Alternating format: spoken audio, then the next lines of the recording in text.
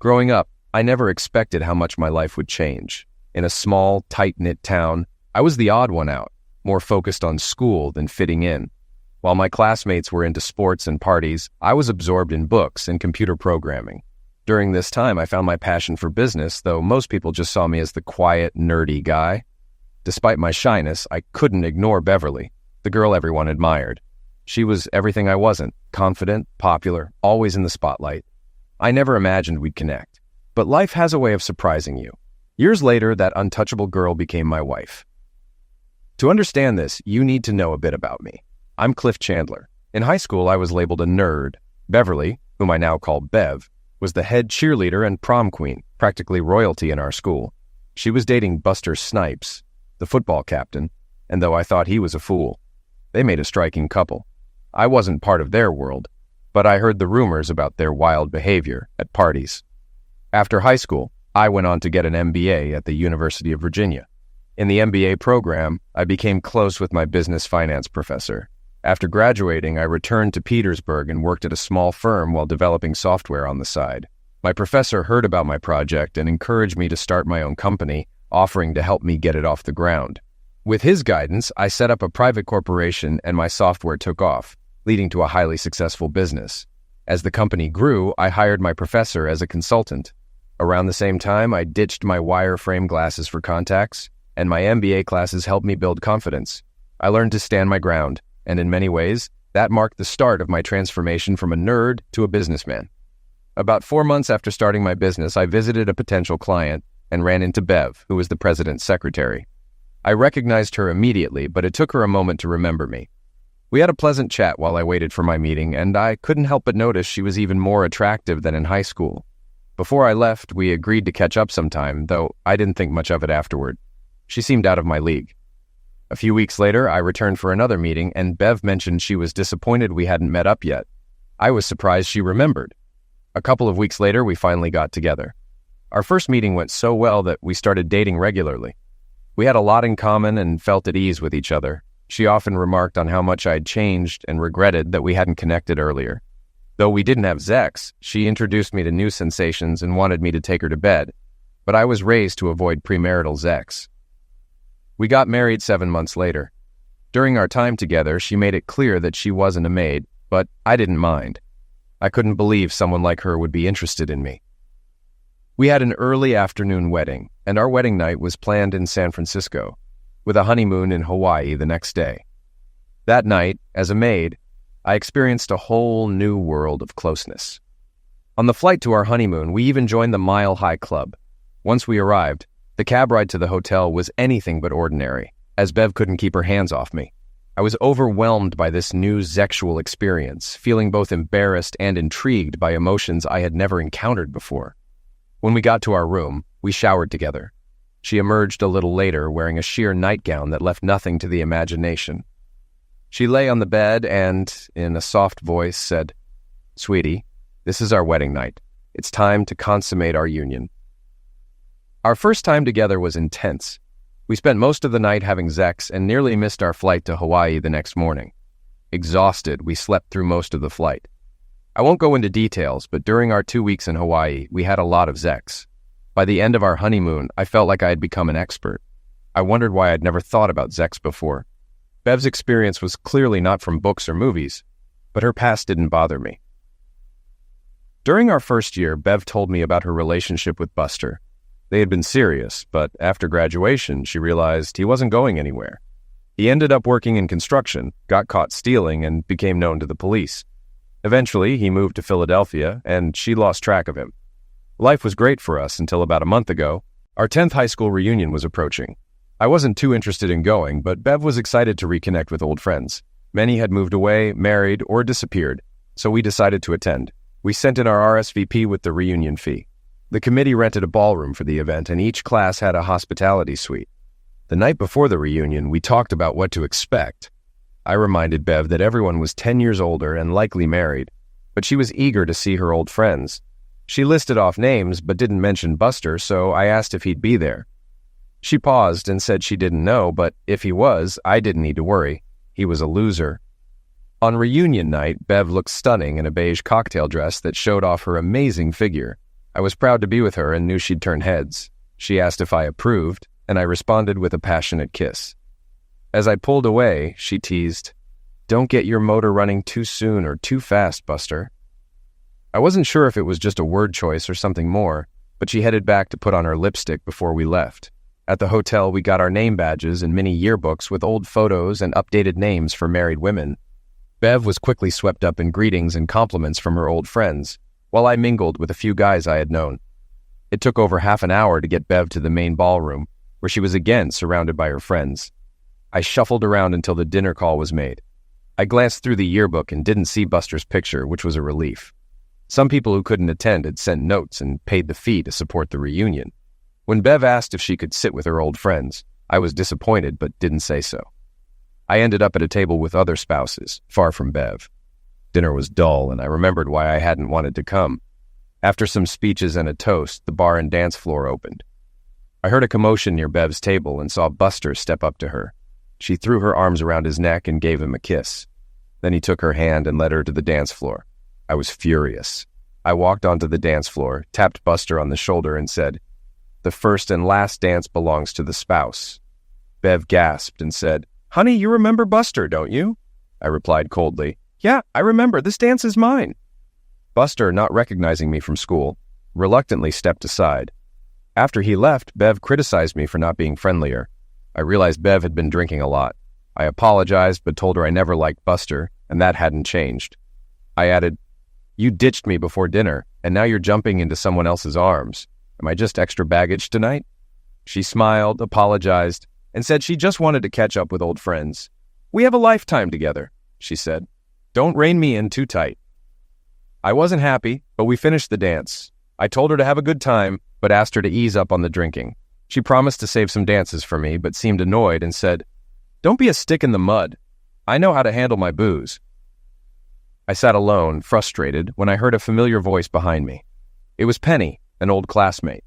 We talked briefly, and she warned me to keep an eye on Bev and Buster. I reassured her that I trusted Bev, but she advised me to stay alert. After Penny left, another old friend, Glinda, approached. We danced and caught up, but when I glanced at the dance floor, I saw Bev and Buster dancing far too closely. I excused myself, went to cut in, and Buster snarled at me, telling me to get off the floor. Bev, clearly drunk, giggled as he shoved me. His old teammates moved in, and I realized I was outmatched, so I backed off. Later, Penny came over and told me Buster was angry after realizing I was the nerd from school. Bev, drunk, was joining in on jokes at my expense. I was quietly seething. When Buster stepped away, I asked Bev to dance, hoping to defuse the situation. She loudly refused, and when I suggested we go home, she snapped, "I'm not ready to go yet, so piss off." As I reached for Bev, one of Buster's buddies grabbed my arm and slurred, "Bev said she's not ready. What didn't you get?" Now, 3 of Buster's friends surrounded me. I tried again. "Bev, it's time to go." 2 of them grabbed me and threw me across the dance floor, knocking down 2 couples. The crowd, used to Buster's bullying, just stepped aside. Meanwhile, Bev laughed and pointed at me, saying, "Go sit down until I'm ready. I'll tell you when it's time to leave." Buster and his gang took over the dance floor, and nobody dared to intervene. I knew I had no support to confront them, so I accepted an invitation to sit with Penny, Glinda, and their husbands. I couldn't bear watching Bev and Buster anymore, so I turned away, trying to enjoy the conversation. I told them, "I didn't expect to see Buster here. Bev was sure he wouldn't show." Penny gasped, "You didn't see the last mailing? Buster's name was listed, but he hadn't paid for the dinner or reunion. He must have hitched a ride." My stomach knotted as I realized Bev had lied about doubting he'd show up. After 1 a.m., Penny returned with bad news.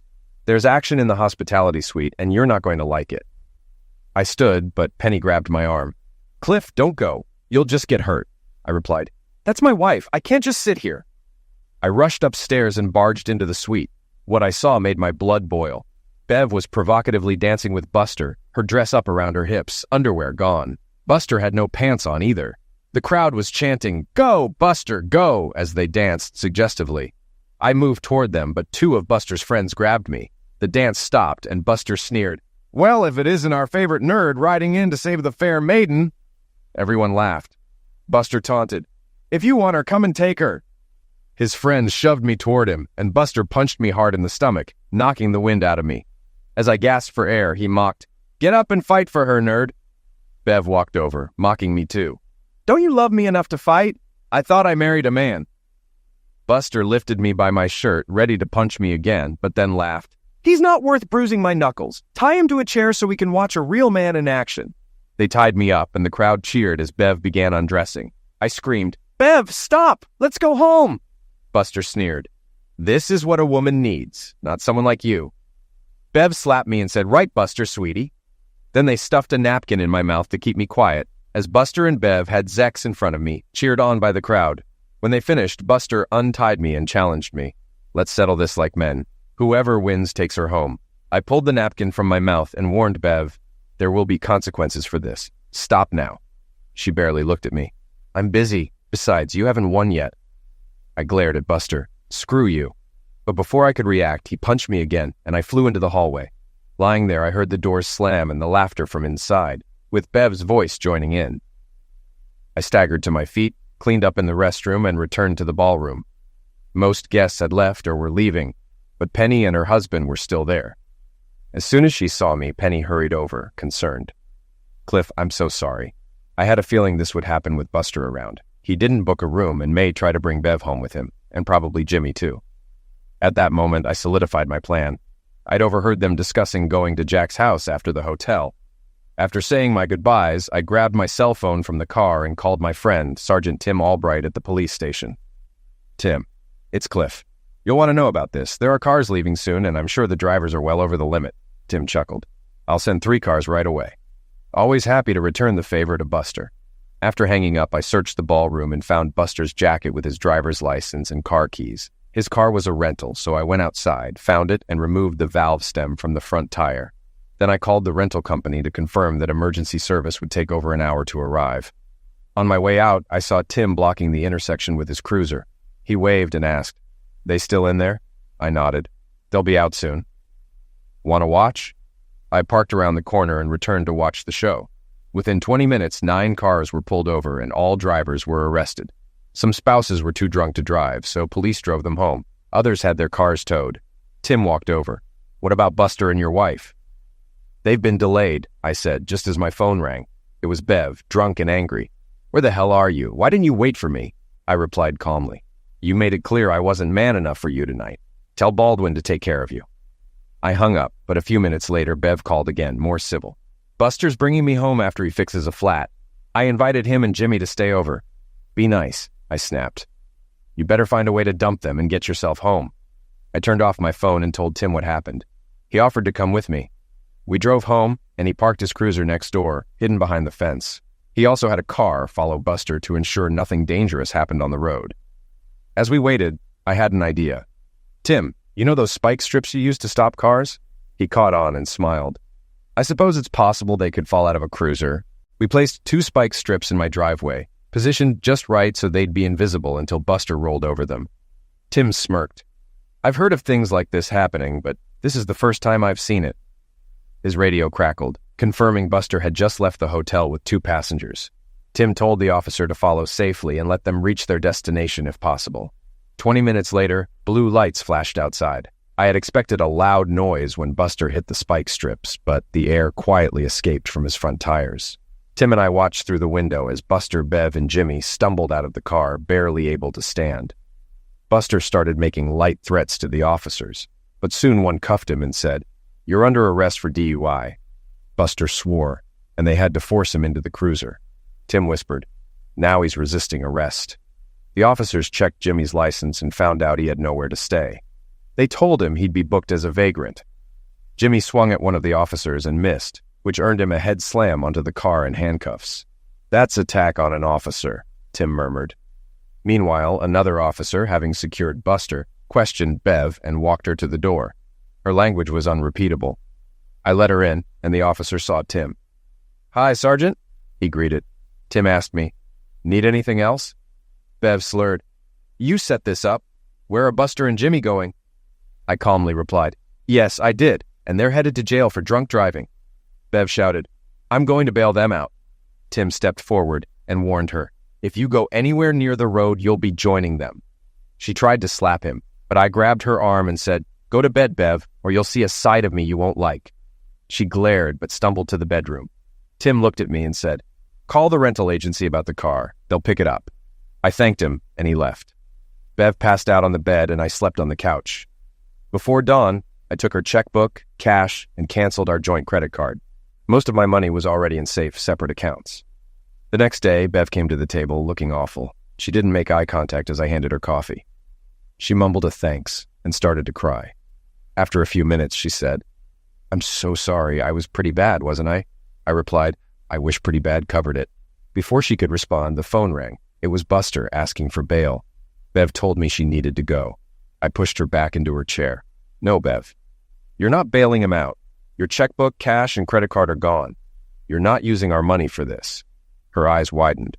"What do you mean, gone?" I leaned in firm. "I'm not sure our marriage can be saved after last night, but let me be clear. If Buster comes near you again, or you even mention him, we're done. Do you understand?" She nodded, sobbing. Buster ended up spending 2 days in jail because no one bailed him out. He was fined for the DUI and rental car damage, which wiped out his savings. He hitchhiked back to town, broke. Jimmy got out a day earlier, but had to borrow money to leave town. Their weekend ended up costing them both. Tim later told me 8 others pleaded guilty to DUI, getting 500 fines and 6-month suspensions. One repeat offender was fined $1,500 and lost his license for a year. I wasn't shedding any tears for them. Bev and I barely spoke for days.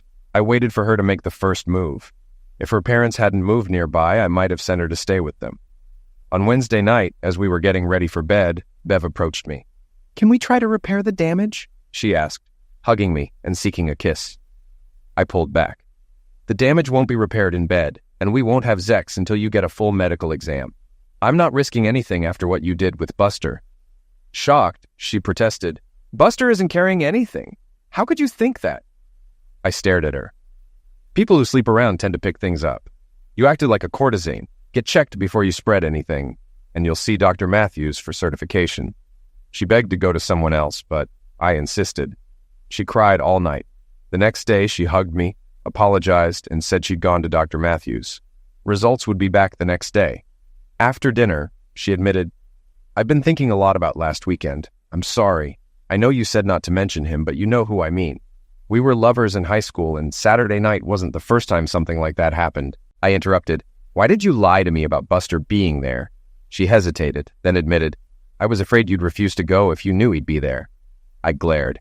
"You knew what would happen at the reunion, didn't you? You planned it." She flinched, then confessed, "Cliff, you knew who I was before we married. I've always loved Zex, and I still want it with other people." Her words hit me hard.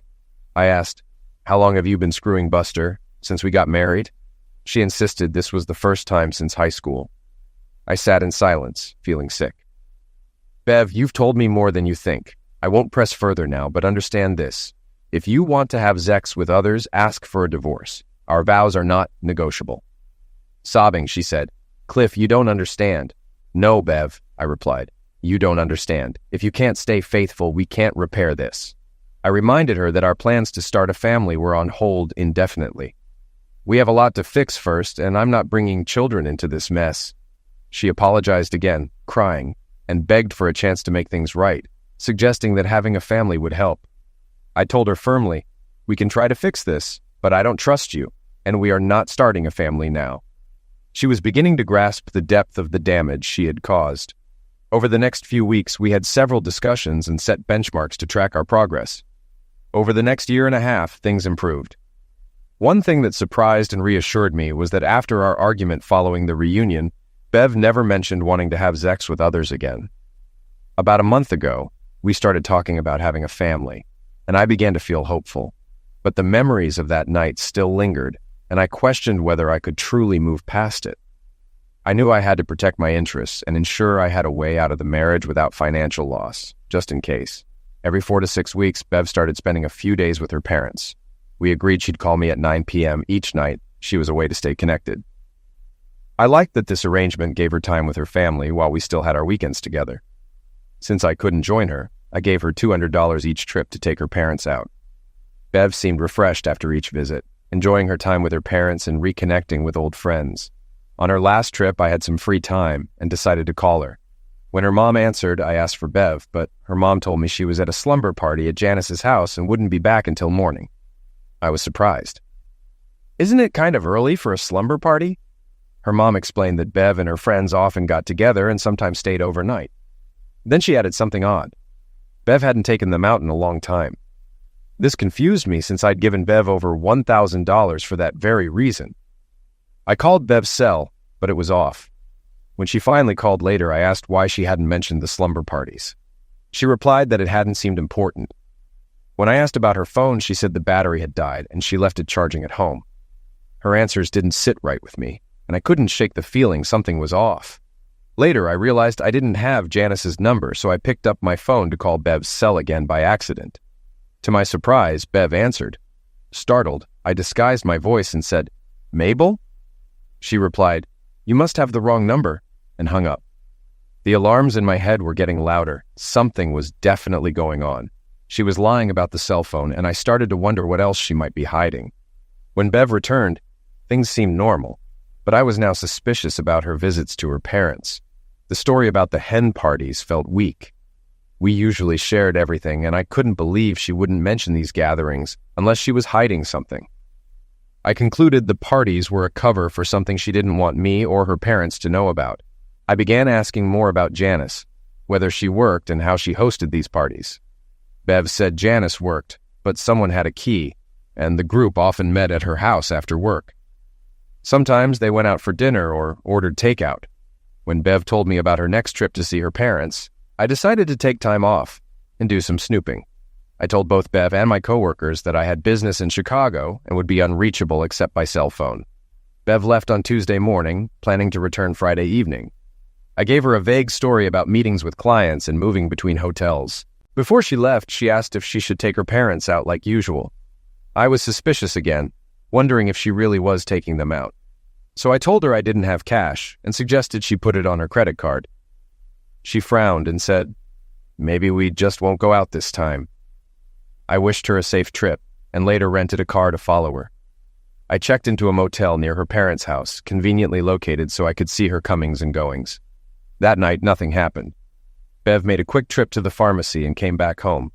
She called at 9 p.m. as planned, and we had a normal conversation. When I asked if she'd have her hen party, she laughed and said yes, they'd get together the next night. Since her last trip, I had gotten Janice's address and phone number. I learned from Bev's mom that Janice had a short, failed marriage and worked at a bank. On Wednesday, I saw Bev leave her parents' house and followed her to Janice's. There were 2 cars parked outside. One was a Camry, and the other was an old Ford with Pennsylvania plates. I thought I saw Janice and a male figure greet Bev as she arrived. I parked at a nearby barn where I could observe without being seen. After picking up a quick meal, I settled in and watched the house. Nothing more happened that night, and I stayed hidden, waiting for answers. At 9, Bev called as usual. There were no background sounds, and she said she was at Janice's with her girlfriends. Something felt off. There were no other cars, and I hadn't seen anyone arrive.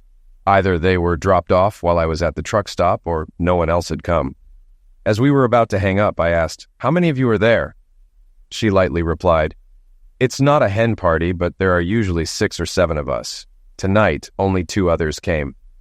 Her answer matched what I had seen, so I settled in for the wait. Around midnight, I walked closer to Janice's house, but didn't hear anything, which made sense if there were only a few people. After listening for a while, I returned to my spot. At 2 in the morning, I saw some movement. Bev and another person walked to her car and stood there for a few minutes, though it was too dark to see much. Bev eventually drove off, but no one else left the house. Odd. Back at the motel, I saw her car, confirming she was home. The next day, I drove by Janice's house and noticed the Camry was gone. Assuming it belonged to Janice, I checked the bank parking lots and found it there. I didn't learn much, but decided to stake out Janice's house early that day. Around 3:30, I set up in the thicket again. It was a nice day, and I had a book and a picnic supper to pass the time. Shortly before 6, the Camry returned, and a woman went into the house. I regretted not having binoculars. Later, I heard a car door slam and saw the old Ford leave. I could only make out a man driving, likely the same one I had seen the night before. Then, I noticed a man and a woman on the porch, adding to my confusion. By 7, the lights were on at Janice's, but no one else had arrived or left. Unsure of what was happening, I debated staying or going back to the motel. I figured I could spot Bev's car if she headed back to Janice's. Something was clearly going on. When I arrived at the motel, I was shocked to see Bev's car parked next to the old Ford from Pennsylvania. I sat for a few minutes trying to process it. A horrible thought crossed my mind, so I checked the Ford and found it unlocked. Inside, it was a mess. Trash, clothing, and food wrappers everywhere. I opened the glove box and found the registration. My heart sank. The car was registered to Baldwin Snipes. Buster was here. Bev was with him again. As always, I'm quick to make a plan before acting. When I spotted Buster's wallet on the passenger seat, it all came together. I took his driver's license, a few cards with his name and the registration, then tossed the wallet back. Next, I unlocked Bev's car with my spare key, found her purse, and took her driver's license and credit card. While grabbing her wallet, I found a box of rubbers with several missing and a receipt from the day before, confirming what I'd suspected. Her cell phone was missing too. After putting everything back, I locked the car and went to my room. In my room, I called a college buddy in Pennsylvania and explained the situation. I gave him Buster's license, registration info, and phone number, and asked him to call the Pennsylvania State Police from a payphone, pretending to be Buster and reporting his car stolen. My friend was happy to help. Then I checked Bev's credit card account online. There was a motel charge from earlier that day and a $200 cash advance from the day before. It seemed she was paying Buster to sleep with her and even providing the rubbers. I also found a similar charge from a different motel a couple of months ago. Since this was Bev's card and she managed it, I hadn't paid much attention to it. She'd complained about the $1,000 limit but never made a big deal. I don't think she knew I had access to all our accounts. I called the credit card company and reported her card stolen earlier that day, explaining that it had been left at home while she was out of town. I flagged the motel charge as fraudulent but left the $200 cash advance for her to deal with. Finally, I made an anonymous call to the local police, reporting a suspicious car at the motel. Then I disposed of everything I'd taken, including the cut-up credit card in the trash. I didn't care what room they were in. You can fool me once, but not twice. It was satisfying to see everything fall into place, even the parts I hadn't planned. About half an hour after making my calls, I heard a commotion outside. The hotel clerk was telling someone to pay cash or leave because their credit card had been reported stolen. I recognized Buster's voice angrily threatening the clerk, while Bev tried to explain it was a mistake. Buster must have intimidated the clerk, as I heard the door slam and saw the clerk return to the office, where he immediately called the police. They arrived within 5 minutes, spoke with the clerk, and headed toward the room beneath mine. I heard the police knocking, followed by angry voices. One officer checked the license plates of both cars, then ran a check in the cruiser. Soon after, I saw Bev and Buster, handcuffed, being led to the police car. Another officer brought out a plastic bag, likely containing their personal items. About an hour later, a tow truck came for Buster's car. Although disrupting their night gave me some satisfaction, I still felt sick. I sat in my darkened room wondering how things had gotten to this point and what I should do next. Unsurprisingly, Bev didn't make her usual 9 p.m. call. I left a message on her voicemail, expressing concern. Around 10 o'clock, I saw her dad leaving the house in his car, but couldn't tell if her mom was with him. I called her mother, but there was no answer, so I left a message asking her to have Bev call me when she got home. This part was the hardest for me. I had gotten really close to Bev's parents, especially her dad. He once told me how glad he was to have me as a son-in-law and how much he appreciated my positive influence on Bev. He also shared that he and Bev's mom had gone through a rough time with her during her last 2 years of high school. She was popular but hung out with a crowd they didn't like. They had hoped she would graduate and go to college, but her grades were so poor she had to attend community college before eventually getting into a university. Her dad had almost been in tears when he told me how disappointed they were that she barely qualified for a diploma. He mentioned that the only person ranked lower than her in class was her no-good, muscle-bound boyfriend, Buster. We often talked about her, and I knew there was more he wasn't saying. It didn't surprise me when he said he banned Buster from their house in their junior year. Unfortunately, he couldn't stop her from seeing him. He had even considered early retirement and moving before her junior year, but now he regretted not following his instincts. Our marriage had been a bright spot for her parents. After finishing some emails, I decided I didn't want to stay until morning. Bev was coming home in the afternoon, and I had things to do before she arrived. I packed my stuff and went to the office to check out. It was close to midnight when I was about to get into my car, and another car pulled into the lot. It was Bev's parents. They stopped behind Bev's car, and her mom, who I hadn't seen earlier, got out and went to Bev's car. With the doors open, I could hear Bev crying in the back seat, and her dad didn't sound too happy. Both cars left and headed home.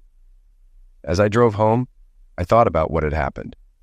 Yes, I was hurt beyond belief, but it was clear that what Bev really wanted was an easy life, and also an affair. I couldn't live with that. She had shown me this twice that I knew of, and probably more behind my back. I was foolish to think she had changed, or would change. By the time I got home, I had accepted reality. We were done. If she hadn't done this behind my back, I might have been more forgiving. But since she did, I figured that if I were generous, I'd only be benefiting that SOB buster. I decided to cut her off completely. Bev didn't know that there were photos of many of their escapades, some taken during the reunion. Penny, an old friend of mine, had made sure I got copies of the reunion photos for future use, as she put it. At the time, I didn't understand what she meant, but now it made sense. I hadn't even looked at those pictures because I didn't need to, but now I realized they could be useful. Around 9 the next morning, I called Bev's house. Her mother answered, and I could tell from her voice she was upset. She said they had received my message, but by the time she gave it to Bev, it was too late to call. She added, "Bev is still in bed. She had a rough night." I replied, "Yeah, I know." She asked what I meant, and I said, "That's not important right now. Please wake Bev up. I need to talk to her. I'll call back in 15 minutes. Her mom started to say something, but I hung up. When I called back, her mother answered again and said, "Bev still isn't up yet, but she'll call you this afternoon before she heads home. She's not up for talking right now." I was trying to stay calm, but my patience was running out. I said, "Mom, Bev is supposed to be home this afternoon before dinner, not just leaving. Please go tell her right now that I know exactly what's going on, and it's in her best interest to come to the phone immediately." Her mom sounded unsure. "Cliff, please be patient. Bev's okay, but she had a really bad time last night. I can't discuss it right now, but please be patient. She'll call this afternoon." I took a breath and replied, "Mom, if all I needed to talk to her about was her getting arrested last night, I'd wait. But this is about a lot more than a few hours in jail." There was dead silence on the other end for a moment, and I wasn't sure if the call had disconnected. Then, in a low voice, her mom said, "Hold on," and went to get her. A moment later, I heard Bev scream, "What? How does he know?" Her mom said something I couldn't make out, and a few moments later, Bev got on the phone. She had regained her composure and said in an overly sweet voice, "Hi, honey, what's this? You told Mom I was in jail? Why would you say that?" I paused for a moment and then said, "Bev, please don't call me honey anymore. I'm sorry for bringing up the fact that you were in jail, but let's drop the act. Actually, I should have said you and your boy toy Buster were taken to jail. You've apparently been meeting and sleeping with him ever since your parents moved back near Philadelphia." There was silence. Finally, in a weak voice, she said, "I'll be home tonight. Can we talk about this then?" "Oh, absolutely not," I shot back. "Don't even think about coming here. There's nothing left to talk about. All you need to do is listen to what I'm saying right now." She begged, "Please, Cliff, not here, where Mom and Dad can hear." "First off, Bev, I don't think your parents are going to hear anything new. They already know you're basically a cheap street hooker, and I guess you didn't catch what I said. I didn't mention a discussion. I said you better listen to what I'm telling you right now. You don't have a home to come back to anymore. There's no home, and there's no husband. The house is going on the market Monday, and you can come pick up whatever you want before it's sold." I continued, "Since I realized I couldn't trust you after the reunion, I refinanced the house. You can expect to get a share of the equity, but it won't be more than $5,000 to $8,000. Our savings account had about $5,000 in it, and half of that is yours." I could hear her start to stammer, but I kept going. "Just so you know, I paid myself a salary of $2,500 a month, and after the divorce, you'll get maybe $1,000 a month in alimony. And to be honest, I'll fight to pay you as little as possible. You can keep the car," I added, "but you'll need to take over the $525 monthly payments right away. There are only 34 payments left, and I won't be making any more." She started cursing at me, and when I mentioned alimony, she screamed, "You make way more than that. I'm going to sue for $10,000 a month in alimony." She lost it when I said, "Yeah, I make more than $2,500 a month, but besides that salary, the company deposits a monthly dividend into my offshore bank account, and you won't get a dime of it." She screamed more profanities, and I heard her dad yell at her that he'd slap her if she didn't stop her foul mouth. I calmly said, "I thought you didn't want your parents hearing all this. You've left me no choice but to file for divorce. And you better get a job fast because Buster sure can't support himself, let alone you two. Oh, and by the way, you'll have access to $125 a month from our checking account until the divorce is finalized." She cursed again, and the line went dead. Not long after, I heard a sharp crack. I think her dad actually slapped her. Then I heard him scream at her to get out of the house until she could act like a lady. A few minutes later, my cell phone rang. It was Bev's dad. He apologized for her behavior and told me she was packing to come home and that she was bringing Buster with her to knock me up. I told him not to worry about me. I'd be out of the house before they got there. During our conversation, he admitted that he had slapped her, and he started to cry, saying her face was swollen and that he had never punched anyone before. That was the final straw for me. There was no way I could love or live with someone so self-absorbed that she didn't care who she hurt. My heart ached for her parents. That was 5 years ago. Looking at things now, I guess I have to admit that being a successful businessman doesn't erase my nerdy side. I've doubled the size of my business and plan to double it again in the next 5 years. I've only seen Bev twice since our divorce was finalized about a year after that night. In the divorce, the judge gave her a little leniency because I hadn't disclosed all the financial information I was supposed to. But due to her blatant infidelity, the judge only awarded her 20% of what she could have gotten. She was awarded $800 a month in alimony until she remarried. Every year on our anniversary, I send her a check for $9,600 to cover the year's payments. I do it this way so I don't have to think about her constantly and to remind her of what she threw away. When I look back at my short first marriage, I remember all the times Bev said she loved me. I've had to wonder many times, was it ever true? The night I ended things, as you know, both Bev and Buster were hauled off to jail. Bev was allowed to call her parents, and with some difficulty, they arranged bail for her. It wasn't easy to handle after 10 p.m. in a small town, but her dad managed to settle things with the motel, and she returned to court the following week. Any charges against her were dropped. Buster, however, spent 2 days in jail until they figured out that the stolen car report was a mistake. He was released on Monday.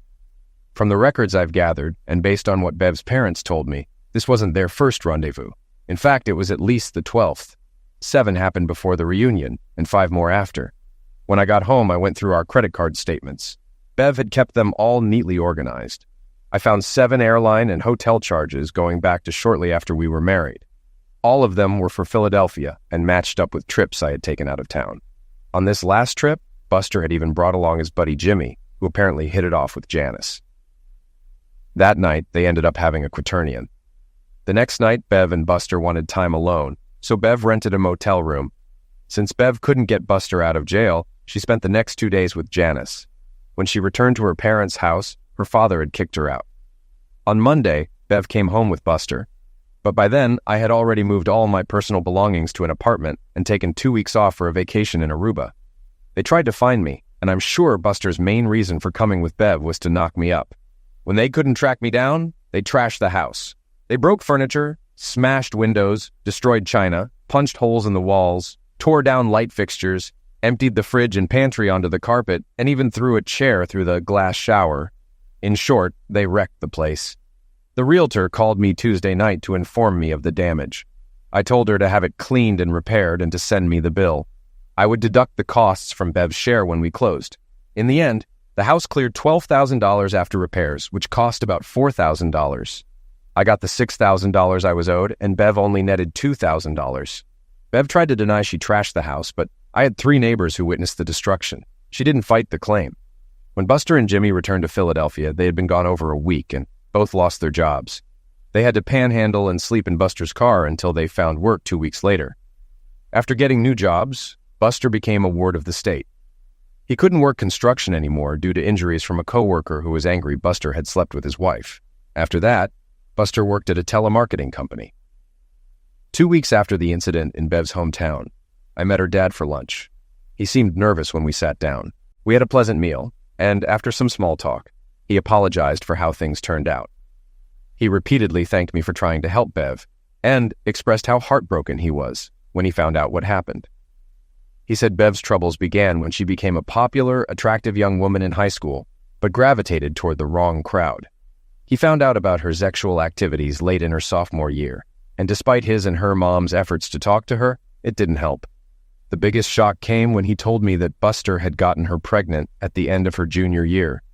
They managed to keep the abortion quiet due to summer break. Bev never told me about the abortion. Her dad also revealed that she had been treated for an STD just before the next school year began. This was when he banned Buster from their house.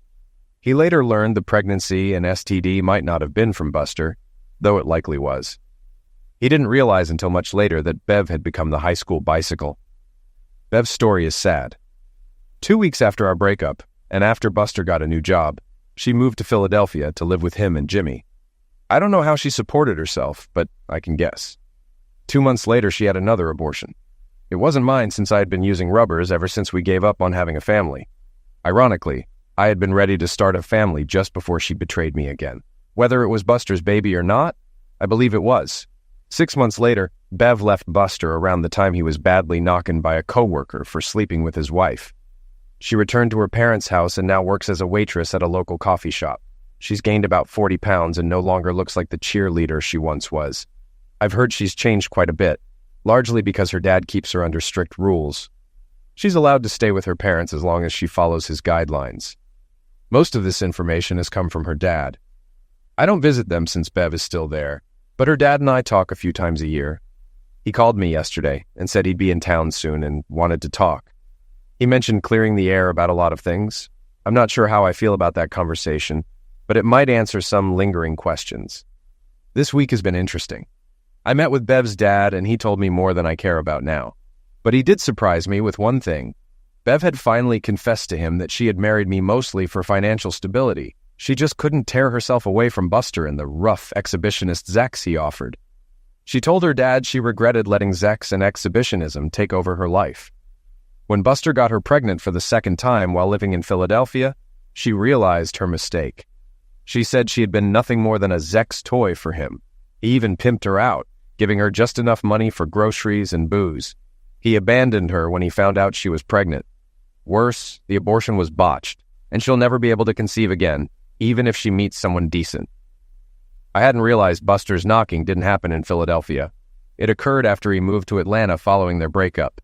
A friend of Bev's ran into Buster in Atlanta and barely recognized him. He's now a homeless street bum, thin, with broken and yellow teeth, a scraggly beard, and long hair. He's ruined many lives, including his own. Do I feel sorry for him? I'll let you decide. Now for the good part. On Saturday, the same week I met with Bev's dad, I took Penny out for dinner and dancing. Her husband had died in a plane crash about a month after the reunion. Penny and I started dating 4 months ago, and I proposed to her that night. The best part? She said yes. When we first started dating, she didn't think she wanted to marry again, but was glad to have companionship. I wasn't sure about a serious relationship either after what I'd been through.